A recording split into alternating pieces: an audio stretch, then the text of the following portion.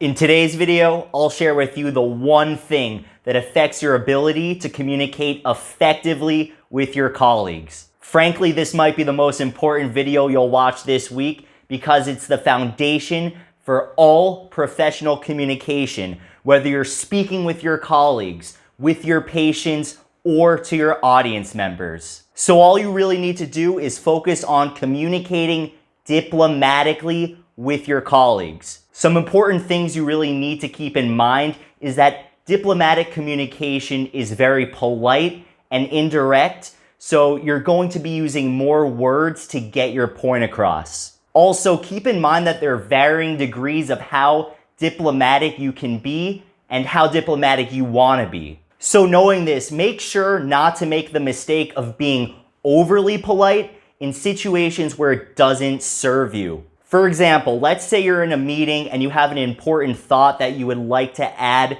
to the discussion.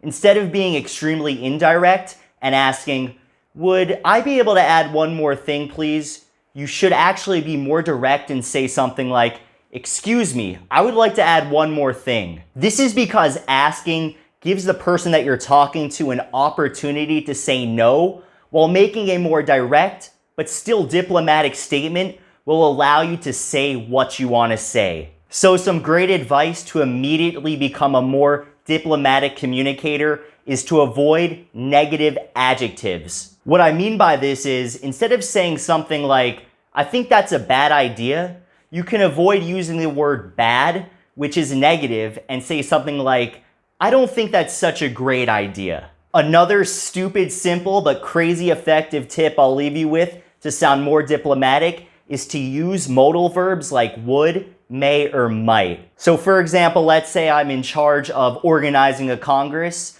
but there's been some problems causing me to have to postpone it. In my email, instead of saying, "I need to postpone the Congress," I can instead say, "I may need to postpone the Congress." So I hope this helps, and oh yeah, a spot just opened up for my Advanced English Up-Level program. So if you'd like more information about that, then just send me a message and I'll be happy to help you. And as always, cheers to your success.